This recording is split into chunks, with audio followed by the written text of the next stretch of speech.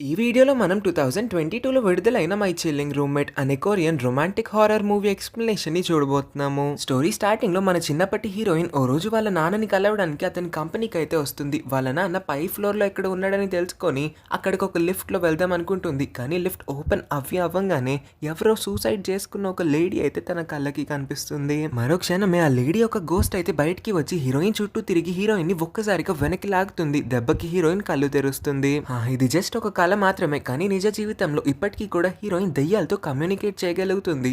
ఒక చిన్న దెయ్యం బాబు అయితే వచ్చి మన హీరోయిన్ కి గుడ్ మార్నింగ్ చెప్తాడు. తను కూడా రిటర్న్ లో గుడ్ మార్నింగ్ అని విష్ చేస్తుంది. హీరోయిన్ తన బెస్ట్ ఫ్రెండ్ కాఫీ షాప్ లో పనిచేస్తుంది. ఆ ఫ్రెండ్ కి మన హీరోయిన్ గురించిన అన్ని వివరాలు తెలుసుంటాయి. దట్ మన హీరోయిన్ కి సూపర్ పవర్స్ ఉన్నాయి. తను దెయ్యాల్ని చూడగలుగుతుంది, దెయ్యాలతో మాట్లాడగలుగుతుందని. కాఫీ షాప్ లో ఒక మేల్ గోస్ట్ అయితే అతని పార్ట్నర్ కోసం వెయిట్ చేస్తాడు. కానీ ఎంతసేపు వెయిట్ చేసినా ఆ గర్ల్ ఫ్రెండ్ మాత్రం కాఫీ షాప్ కి రాకపోవడంతో అతను చాలా డిసప్పాయింట్ అవుతాడు.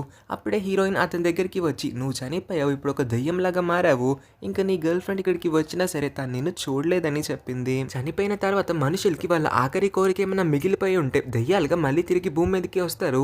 ఆ ఫైనల్ విష్ తీరిపోయిన తర్వాత సంతోషంగా స్వర్గానికి వెళ్ళిపోతారు. ఇప్పుడు కూడా ఈ మేల్ గోస్ట్ తను చనిపోయాడన్న విషయాన్ని అస్సలు నమ్మలేకపోతున్నాడు. తన గర్ల్ ఫ్రెండ్ అతని కోసం వస్తుంది, ఆ అమ్మాయిని కలవాలని ఎంతగానో ఆరాటపడుతున్నాడు. అదే ఇలా కాఫీ షాప్ బయట మనం మన హీరోని చూస్తాం. హీరో రోడ్ మీద నుంచొని అటు ఇటు దిక్కులు చూస్తాడు. హీరో ముందు ఒక అంబులెన్స్ లో ఒక డెడ్ బాడీని అయితే లోపలికి ఎక్కిస్తూ ఉంటారు. నెక్స్ట్ మనకి హీరో యొక్క కేఎస్ గ్రూప్ అనే కంపెనీని చూపిస్తారు. హీరో గత కొన్ని రోజులుగా కనిపించకుండా పోయాడంట. అందుకే మేనేజింగ్ డైరెక్టర్స్ ఇంకా బోర్డ్ మెంబర్స్ అందరూ కూడా హీరోని వీలైనంత తొందరగా వెతికి పట్టుకోవాలని, అతను లేకపోవడం వల్ల స్టాక్స్ అన్ని కూడా డ్రాప్ అయిపోతున్నాయని సర్చ్ ఆపరేషన్ అయితే స్టార్ట్ చేస్తారు. ఆ కంపెనీ యొక్క ప్రెసెంట్ చైర్మన్ హీరో వాళ్ళ నాన్న. హీరో గత కొన్ని రోజులుగా కనిపించకపోవడంతో వాళ్ళ నాన్న చాలా టెన్షన్ పడిపోతాడు.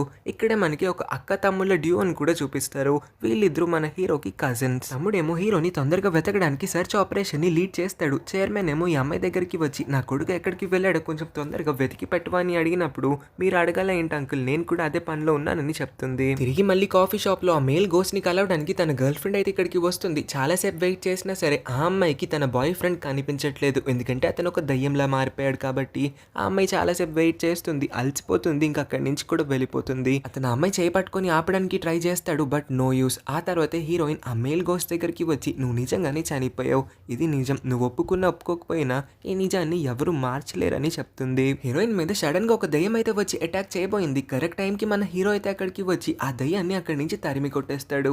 ఇక్కడతోనే మనకి అర్థమవుతుంది హీరో నిజంగా చనిపోయి ఇప్పుడు ఒక స్పిరిట్ లాగా మారాడని. హీరో చనిపోయాడన్న విషయం ఇప్పటి వరకు హీరోకి తెలీదు. అతను ఒక స్పిరిట్ లాగా మారాడు, దయ్యమై తిరుగుతున్నాడన్న విషయం హీరోయిన్ అతనికి చెప్పినప్పుడు ఈ మాటలన్నీ కూడా అస్సలు నమ్మని హీరో ఆ అమ్మాయి జోక్ చేస్తుంది అనుకొని చాలా కోపంగా అక్కడి నుంచి వెళ్ళిపోతాడు. హీరో రోడ్ మీద నడుస్తూ ఉన్నప్పుడు ఒక కపుల్ ని పొరపాటున గుద్దేస్తాడు. ఆ తర్వాత వాళ్ళకి సారీ అని క్షమాపణలు చెప్పినా సరే హీరో మాటలు ఏమి వాళ్ళిద్దరికి వినిపించకపోయేసరికి హీరోకి కూడా కన్ఫర్మేషన్ వస్తుంది దట్ అతను ఇప్పుడు ఒక దయ్యం లాగా మారిపోయాడని. ఇంకా పొద్దున్న అతని కళ్ళ ముందే ఒక అంబులెన్స్ లో డెడ్ బాడీని ఎక్కిస్తారు కదా, ఆ డెడ్ బాడీ ఇంకెవరిదో కాదు, మన హీరోది అయి ఉంటుంది. హీరోయిన్ చెప్పిన విషయాలన్నీ నిజమే అని తెలుసుకొని మళ్ళీ తిరిగి కాఫీ షాప్ కి హీరోయిన్ ని కలవడానికి వస్తాడు. నా బాడీ ఎవరికి కనిపించట్లేదు, నేనందరికి విజిబుల్ అవ్వాలంటే ఏం చేయాలో కొంచెం చెప్పని అడిగినప్పుడు, ఈ విషయంలో నేను నీకు ఎటువంటి సహాయం చేయలేను, నాకు కూడా దీని గురించి ఎటువంటి ఐడియా లేదని హీరోయిన్ చెప్పి ఇంటికి అయితే వచ్చేస్తుంది. చూస్తే హీరోయిన్ వెనకాలే తోకలాగా హీరో కూడా హీరోయిన్ ఇంటికి వచ్చేసి ఉంటాడు. నాకు వెళ్ళడానికి ఏ ప్లేసు లేదు, అసలు నా ఇల్లు ఎక్కడో కూడా నేను మర్చిపోయాను, ఎవరికి నేను కనిపించట్లేదు, నీ ఒక్కదానికి తప్ప, నీ ఒక్కదాంతోనే నేను మాట్లాడగలుగుతున్నాను, నువ్వు కూడా నాతో తిరిగి మాట్లాడగలుగుతున్నావు, దయచేసి నన్ను నీ ఇంట్లో ఉండనివ్వచ్చు కదా, నేను నీకు ఎటువంటి హాని తలపెట్టను, ఇంకా నేను ఎక్కువ ఇబ్బంది కూడా పెట్టనని చాలా రిక్వెస్ట్ చేసుకుంటాడు. నువ్వు నా ఇంట్లో ఉండడం నాకేమీ ప్రాబ్లం కాదు, కానీ నీకేమైనా ప్రాబ్లం రావచ్చేమో, తర్వాత నువ్వే రిగ్రెట్ అవుతావు చూసుకొని అన్నప్పుడు హీరోయిన్ మాటలు అతనికి అర్థం కావు. కానీ రాత్రి చూస్తే హీరోయిన్ వాళ్ళ ఇంట్లో ఒకటి కాదు రెండు కాదు చాలా ఆత్మలు అయితే తిరుగుతూ ఉన్నాయి. అవన్నీ కూడా వచ్చి మన హీరోని భయపెట్టేస్తాయి. అవన్నీ ఒక లెక్క అయితే ఐబాల్స్ లేని ఒక ఈవిల్ గోస్ట్, చాలా భయంకరంగా ఉన్న ఒక దయ్యం అయితే మన హీరో దగ్గరికి వచ్చి అతన్ని పిచ్చగా భయపెట్టేస్తుంది. తెల్లవారే హీరో నిద్ర లేచి లేవగానే అతని కళ్ళ ముందు ఒక 3 మంచి దయ్యాలు అయితే కనిపిస్తాయి. వీళ్ళ ముగ్గురులో ఈ ముసలమ్మ పేరు గ్రానీ అంట, ఈవిడే మెయిన్ క్యారెక్టర్. హాల్లోకి వెళ్ళి చూస్తే ఇల్లంతా కూడా గందరగోళంగా ఉంటుంది. ఇంకా మన హీరోయిన్ ఆమె బెడ్రూమ్ లో కాకుండా సోఫాలో పడుకోవడం నోటీస్ చేస్తాడు. హీరోయిన్ ప్రతిరోజు ఈ దెయ్యాలతో చాలా డీల్ చేయాల్సి ఉంటుంది. ఇవన్నీ కూడా హీరోయిన్ ని చాలా ఇబ్బంది పెట్టేస్తూ ఉన్నాయని అతనికి అర్థమవుతుంది. హీరో మంచి దెయ్యాలతో మాట్లాడుతూ, రాత్రే నేను ఒక భయంకరమైన గోస్ట్ ని చూశాను, అది చాలా ఈవిల్ గా కనిపించింది, ఆ ఈవిల్ గోస్ట్ కి ఐబాల్స్ కూడా లేవని చెప్పేసరికి గ్రానీతో ఉన్న మిగిలిన ఇద్దరు మంచి గోస్ట్ కూడా చాలా భయపడతారు. హీరోయిన్ కూడా ఆశ్చర్యపోతుంది, ఎందుకంటే ఆ ఈవిల్ గోస్ట్ ఇంకేదో కాదు, చిన్నప్పుడు హీరోయిన్ వాళ్ళ నాన్న కంపెనీకి వెళ్ళినప్పుడు లిఫ్ట్ లో తను చూసిన అదే భయంకరమైన దెయ్యం అయి ఉంటుంది. గ్రానీతో మాట్లాడుతున్నప్పుడు సడన్ గా గ్రానీ మాట్లాడుతున్న మాటలు హీరోకి వినిపించకపోయేసరికి అతను కొంచెం ఫ్రస్ట్రేట్ అయి బయటికి వస్తాడు. హీరోయిన్ అతను చనిపోయిన ప్లేస్ దగ్గరికి అతన్ని తీసుకొని వచ్చి ఇక్కడ నుంచొని కొంచెం ఆలోచించు, నీకేమన్నా నీ పాస్ట్ గురించి గుర్తొస్తుందేమో అని అడిగినప్పుడు హీరో ఎంత ట్రై చేసినా సరే అతని పాస్ట్ గురించిన ఏ మెమరీ కూడా అతని బ్రెయిన్ లో తట్టట్లేదు. సడన్ గా గ్రానీ అయితే వచ్చి మన హీరోని ఒక్క తోపు తోస్తుంది. అతను డైరెక్ట్ గా వేరొక అబ్బాయి శరీరం లోపలికి ఎంటర్ అయిపోతాడు. కాసేపటి తర్వాత ఆ బాడీ నుంచి బయటికి వచ్చేస్తే అతనికి అందరూ మాట్లాడే మాటలు మళ్ళీ వినిపించడం మొదలవుతాయి. అప్పుడే గ్రానీ చెప్తుంది, ఏ దెయ్యం కన్నా చెవులు సరిగ్గా పని చేయట్లేదు, ఎదుటి వాళ్ళు మాట్లాడుతుంది సరిగ్గా వినిపించట్లేదంటే వాళ్ళు రీసెంట్ గానే వాళ్ళ బాడీ నుంచి సపరేట్ అయ్యారు, దాని మీనింగ్ వాళ్ళు రీసెంట్ గానే చనిపోయే ఒక ఆత్మలాగా మారారని. హీరో ఇంకా హీరోయిన్ ఇద్దరు కూడా పార్క్ బెంచ్ మీద కూర్చున్నప్పుడు టెంపరేచర్ చాలా వేడిగా ఉంది, హీరోకేమో చాలా వేడికిపోతూ ఉందని హీరోయిన్ కి చెప్తాడు. హీరోయిన్ వెంటనే హీరో డిప్ప మీద ఒక్కటి పీకుతుంది. అదేంటి నన్నెందుకు కొట్టావు, నీకేమైనా పిచ్చి పట్టిందా అని అన్నప్పుడు నాకు పిచ్చి పట్టలేదు, నాకు ఒక విషయంపై క్లారిటీ అయితే వచ్చింది. జనరల్ గా దయ్యాలపైన టెంపరేచర్ ఎఫెక్ట్ ఏమాత్రం చూపించదు, అవి వేడి ఇంకా చల్లదనం లాంటి ఏ ఫీల్ ని కూడా పొందలేవు. మరి ముఖ్యంగా నేను నీకు కొట్టినప్పుడు దెబ్బ తగిలింది నొప్పి వచ్చింది అంటున్నావు కదా, దయ్యాలకి పెయిన్ అనే ఫీలింగ్ కూడా ఉండదు. నాకు తెలిసినంత వరకు నువ్వు ఇంకా చనిపోలేదు, నీ బాడీ ఏదో ఒక హాస్పిటల్లో ఉండి ఉంటుంది, మేబీ నువ్వు కోమాలో ఉండి ఉంటావని హీరోయిన్ అంటుంది. కానీ ఈ మాటలేమీ కూడా హీరోకి అస్సలు వినిపించట్లేదు. సడన్ గా హీరోకి చెవులు పనిచేయడం మళ్ళీ ఆగిపోయి ఉంటాయి. అక్క తమ్ముళ్ళిద్దరూ కూడా హీరోని వెతుక్కుంటూ ఈ కాఫీ షాప్ కి వచ్చేస్తారు. కానీ మన హీరోయిన్ మాత్రం వాళ్ళిద్దరితో చాలా రూడ్ గా మాట్లాడుతుంది, కావాలని చాలా ఆరోగ్యంట్ గా బిహేవ్ చేసి వాళ్ళిద్దరిని అక్కడి నుంచి పంపించేస్తుంది. అక్కడి నుంచి వాళ్ళిద్దరూ వెళ్ళిపోయిన తర్వాత హీరో ఎక్కడున్నా సరే బయటికి రావాలని అన్నప్పుడు హీరోయిన్ యొక్క బెస్ట్ ఫ్రెండ్ బాడీలోంచి అతను బయటికి ఎమర్జ్ అవుతాడు. ఏంటి నువ్వు ఇంతసేపు నా బెస్ట్ ఫ్రెండ్ బాడీని కంట్రోల్ చేస్తున్నావా, నీ దగ్గర పవర్ ఉందని చెప్పి ఎవరి బాడీలోకి పడితే వాళ్ళ బాడీలోకి వెళ్ళకూడదు, మరి ముఖ్యంగా మనుషులతో అస్సలు మెసప్ చేయకూడదని కొంచెం కోపంగా అరుస్తుంది. అసలు నేను ఇప్పుడు ఏం చేశానని అమ్మాయి నా పైన అరుస్తుందని హీరో కొంచెం ఇరిటేట్ అయ్యి అయితే బయటికి వెళ్ళిపోతాడు. మంచి దయ్యాలు అదే టైంకి అక్కడికి వచ్చి హీరోయిన్ ని ఒక్కసారి బ్యాక్ టర్నింగ్ ఇచ్చుకోమంటే తిరిగి చూస్తే హీరోయిన్ కోసం అక్కడ ఒక టెడ్డీ బేర్ అయితే ఉంటుంది. ఇవాళ హీరోయిన్ బర్త్డే కావడంతో హీరోయిన్ కి గిఫ్ట్ అయితే ఇద్దాం అనుకుంటాడు. కానీ అనవసరంగా హీరోయిన్ అతని పైన అరిసిందని లేటర్ హీరోయిన్ రీక్రియేట్ అవుతుంది. వాళ్ళిద్దరూ మళ్ళీ పార్క్ బెంచ్ పైన కూర్చున్నప్పుడు హీరో అప్పుడే రివీల్ చేస్తాడు, నేను నీ బెస్ట్ ఫ్రెండ్ బాడీలోకి వెళ్ళినప్పుడే తెలిసింది ఇవాళ నీ బర్త్డే అని, అందుకే తన బాడీని యూటిలైజ్ చేసుకొని నేను ఈ గిఫ్ట్ ని కొనడానికి షాప్ కి వెళ్ళాను, కానీ నువ్వే నా పైన అరిచావని. హీరోయిన్ అతనికి సారీ అయితే చెప్తుంది, మళ్ళీ అదే మాటని రిపీట్ చేస్తుంది, దట్ నువ్వు ఇంకా ప్రాణాలతో బ్రతికే ఉన్నావు, కొంచెం గుర్తు తెచ్చుకోవడానికి ట్రై చేయొచ్చు కదా, నీ పాస్ట్ గురించి ఏ చిన్న క్లూ దొరికినా సరే నీ బాడీ ఏ హాస్పిటల్లో ఉందో మనం తెలుసుకోవచ్చు అని చెప్తుంది. హీరో పాస్ట్ ని గుర్తు తెచ్చుకోవడానికి ఎంతగానో ట్రై చేస్తాడు, అతనికి ఏడుపు కూడా వచ్చేస్తూ ఉంటుంది, కానీ అతనికి ఏమీ గుర్తు రావట్లేదు ఎక్సెప్ట్ 3 విషయాలు అయితే చాలా ఆలోచించిన తర్వాత బాగా గుర్తొస్తాయి. అతనికి ఎవరో ఒక సిరింజ్తో అతని బాడీలో ఏదో ఒక లిక్విడ్ని ఇంజెక్ట్ చేసి రన్ అవుతూ ఉన్న కార్ ముందుకైతే అతన్ని పడేసి యాక్సిడెంట్ చేయించారు. తర్వాత మనకి అక్క తమ్ముళ్ళని చూపిస్తారు. ఏమైంది, హీరో గురించి ఏమైనా డీటెయిల్స్ తెలిసినాయి అని అన్నప్పుడు తమ్ముడేమో నాకు అసలు హీరో గురించి పట్టింపే లేదు, వాడు వస్తే ఏంటి రాకపోతే ఏంటి, వాడు ఇక్కడికి వచ్చాడంటే ఈ కంపెనీ యొక్క కొత్త సీఈఓ వాడే అవుతాడు కదా, వాడు రాకపోతే మన ఇద్దరు ఎవరో ఒకరు అవుతారు, అందుకే నేను వాడి గురించి ఆలోచించని కూడా ఆలోచించట్లేదని అంటాడు. అదేంటి అలా మాట్లాడుతున్నావు, హీరో ఎంతైనా మన కజిన్ కదా, కనిపించకుండా పోయాడంటే వాడిని వెతకాల్సిన బాధ్యత మన పైన పడుతుంది అని అన్నప్పుడు ఏమాత్రం పట్టించుకోకుండా తమ్ముడైతే అక్కడి నుంచి వెళ్ళిపోతాడు. హీరో చాలా ఆలోచించిన తర్వాత అతనికి యాక్సిడెంట్ ఎలా జరిగిందన్న ఆ 3 వివరాలు తప్ప పాస్ట్ గురించి ఇంకేం డీటెయిల్స్ కూడా తెలియట్లేదని హీరోయిన్తో అన్నప్పుడు కొన్నిసార్లు మన పాస్ట్ గురించి తలుచుకోకపోవడమే చాలా మంచిదని అంటుంది. ఇక్కడే హీరోయిన్ తన స్టోరీని కూడా చెప్తుంది, ఎలా అయితే వాళ్ళ నాన్న చాలా పెద్ద కంపెనీ యొక్క ఓనరో, కానీ వాళ్ళ నాన్న యొక్క ఒక ట్రస్టెడ్ ఫ్రెండ్ వాళ్ళ నాన్నని చీట్ చేశాడు, వెన్నుపోటు పడవడం వల్ల వాళ్ళ నాన్న యొక్క కంపెనీ బ్యాంక్రప్ట్ అయింది, వాళ్ళ నాన్న యొక్క కంపెనీ హ్యూజ్ లాసెస్లోకి వెళ్ళడంతో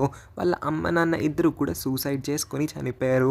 ఆ తర్వాత నుంచి మన హీరోయిన్కి దెయ్యాలన్నీ కూడా కనిపించడం మొదలయ్యాయి. ఎంత ట్రై చేసినా నువ్వు ఎలా అయితే నీ పాస్ట్ని గుర్తు తెచ్చుకోలేకపోతున్నావో సేమ్ టు సేమ్ అలానే నేను కూడా ఎంత ట్రై చేసినా నా పాస్ట్ని నేను మర్చిపోలేకపోతున్నానని అంటుంది. రాత్రి హీరోయిన్ ఇంట్లో ఉన్నప్పుడు ఆ ఈవిల్ గోస్ట్ మన హీరోయిన్ ని భయపెట్టేస్తుంది. హీరోయిన్ బాడీలోకి ఇప్పుడు ఆ ఈవిల్ గోస్ట్ ఎలా అన్నా సరే ప్రవేశించాలనుకుంటుంది, కానీ హీరోయిన్ దానికి పర్మిషన్ ఇవ్వట్లేదు, తను చాలా భయపడుతుంది. ఆ ఈవిల్ గోస్ట్ ని దూరంగా నెట్టేయడానికి ట్రై చేస్తుంది, కానీ తన వల్ల అవ్వట్లేదు. అదే టైంకి హీరో అయితే అక్కడికి వచ్చి ఆ ఈవిల్ గోస్ట్ ని గట్టిగా వెనక నుంచి పట్టుకొని దాన్ని అక్కడి నుంచి మాయమైపోయేలా చేస్తాడు. హీరోయిన్ ఈ ఇన్సిడెంట్ వల్ల కొంచెం భయపడుతుంది, తన బాడీ టెంపరేచర్ బాగా రైజ్ అయిపోతుంది. హీరోయిన్ ని బెడ్ పైన పడుకోబెట్టిన తర్వాత గ్రానీ హీరోతో మాట్లాడుతూ ఇలా చెప్తుంది, ఏ దయమైనా సరే మనిషి బాడీలోకి ప్రవేశించాలనుకున్నప్పుడు అది కుదరకపోతే ఆ మనిషి యొక్క బాడీ టెంపరేచర్ చాలా హైగా రైజ్ అవుతుంది. ఈ సినిమాతో మనకి దెయ్యాల గురించిన బోల్డ్ అని రూల్స్ని కూడా తెలియజేస్తున్నారు. హీరోయిన్ ఒక 2-3 రోజుల తర్వాత నిద్ర లేస్తుంది. మంచి దెయ్యాలన్నీ కూడా అటువైపు చూడు అని అన్నప్పుడు హీరోయిన్ కళ్ళు నేల మీద పడుకున్న మన హీరో పైన పడతాయి. ఏమైంది, వాడు నేల మీద ఎందుకు పడుకున్నాడని అన్నప్పుడు 2 రోజులు వాడు అసలు పడుకోలేదు, నిన్ను ప్రొటెక్ట్ చేయడమే పనిగా పెట్టుకున్నాడు, ఒక్క 10 నిమిషాల ముందే కళ్ళు మూసాడు, ఇప్పుడు నువ్వు నిద్ర లేచావని చెప్తారు. పెద్దక్కకి హీరో బాడీ ఇప్పుడు కోమాలో ఉంది. ఆ బాడీ ఏ హాస్పిటల్లో ఉందనే డీటెయిల్ కూడా తెలియడంతో వెంటనే హాస్పిటల్కి పరిగెడుతుంది. డాక్టర్ ఏమో ఎలాగైనా సరే మీ కజిన్ ప్రాణాల్ని మేము మళ్ళీ కాపాడడానికి చాలా ప్రయత్నిస్తున్నామని చెప్తారు. బయటికి వచ్చిన అక్క తన అసిస్టెంట్ చంప పగలగొడుతుంది.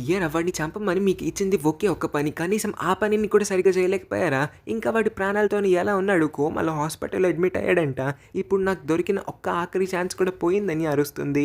ఇక్కడ మనకి అర్థమవుతుంది ఈ పెద్దక్కే తన కజిన్ అయిన మన హీరో ప్రాణాలని తీయడానికి ఆ మర్డర్ ప్లాట్ని చేసింది. మంచి దెయ్యాలు కూడా ఇదే హాస్పిటల్కి వచ్చి రిసెప్షనిస్ట్ బాడీ లోపలికి ప్రవేశించి కంప్యూటర్ని ఆన్ చేసి హీరో ఏ రూమ్లో ఉన్నాడో తెలుసుకొని వెంటనే అతని దగ్గరికి వెళ్ళి అతని గురించిన డీటెయిల్స్ని కనుక్కోవడం మొదలు పెడతారు. పెద్దక్క రాత్రి వాళ్ళ ఇంట్లో ఒంటరిగా ఉన్నప్పుడు ఈ ఈవిల్ గోస్ట్ సడన్గా అక్క ఇంటికి అయితే వస్తుంది.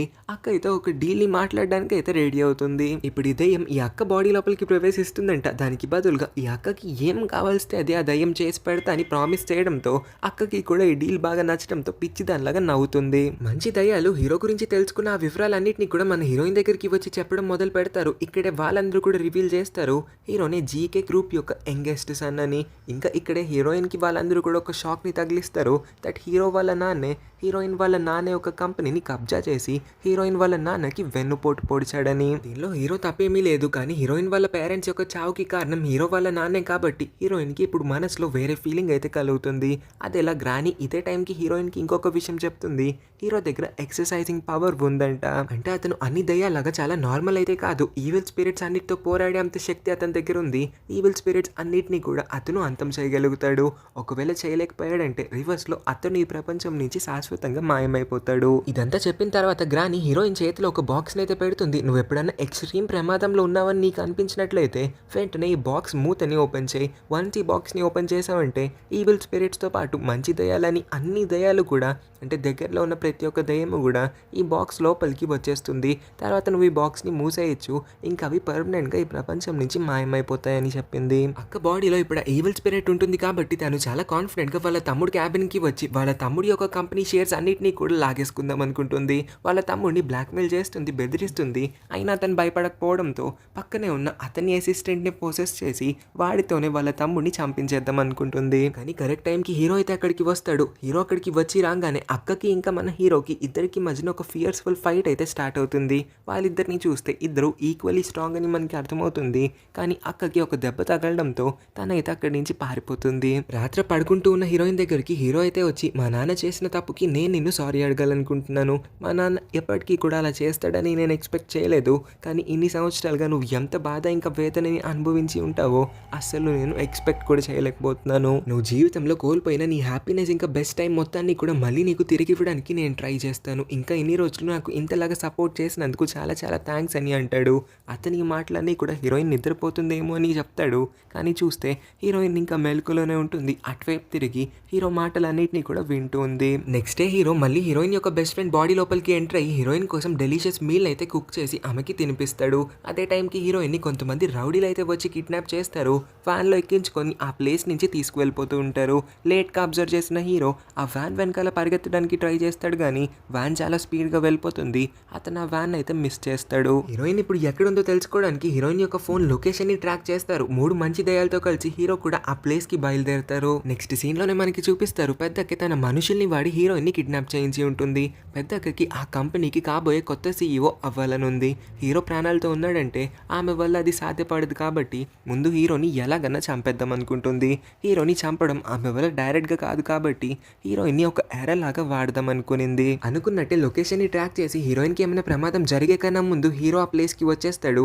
అక్కకి ఇంకా హీరోకి మధ్యన మళ్ళీ ఫైట్ స్టార్ట్ అవుతుంది. వాళ్ళిద్దరూ ఒకరితో ఒకరు చాలా చాలా ధీటుగా ఫైట్ చేస్తారు. టైం చూసుకొని అతను హీరోయిన్ వెనక్కి వచ్చి హీరోయిన్ చేతికి కాళ్ళకి కట్టిన కట్లనన్నిటిని కూడా విప్పేస్తాడు. తర్వాత హీరోయిన్ దగ్గర ఉన్న ఆ మ్యాజికల్ బాక్స్‌ని తీసుకొని హీరోయిన్‌కి ఒక్క మాట కూడా చెప్పకుండా ఆ బాక్స్ యొక్క మూతని ఓపెన్ చేసేస్తాడు. దానివల్ల చుట్టుపక్కల ఉన్న దెయ్యాలన్నీ కూడా ఈవిల్ స్పిరిట్‌తో పాటు మంచి దెయ్యాలని ఆఖరికి హీరో యొక్క ఆత్మ కూడా అన్నీ కూడా ఆ బాక్స్ లోపలికి వచ్చేస్తాయి. అంటే అవన్నీ ఇప్పుడు శాశ్వతంగా పర్మనెంట్‌గా ఈ ప్రపంచం నుంచి మాయమైపోయినాయి అని అర్థం. కాసేపటికి కళ్ళు తెరిసిన హీరోయిన్‌కి ఇన్ని రోజులు తనతో కలిసి జీవించిన మంచి దెయ్యాలతో పాటు ఇన్ని రోజులు తనతోనే ఉండి తనకి మంచిగా సపోర్ట్ అందించిన హీరో యొక్క ఆత్మలన్నీ కూడా మాయమైపోయినాయి అని తెలిసి చాలా బాధపడుతుంది. కొన్ని నెలల తర్వాత యాజ్ యూజువల్ మన హీరోయిన్ తన బెస్ట్ ఫ్రెండ్ కాఫీ షాప్‌లో పని చేయడం మొదలు పెడుతుంది. ఇప్పుడు హీరోయిన్‌కి దెయ్యాల వల్ల ఎటువంటి ఇబ్బంది లేదు కాబట్టి తను ప్రశాంతంగా పడుకోగలుగుతుంది.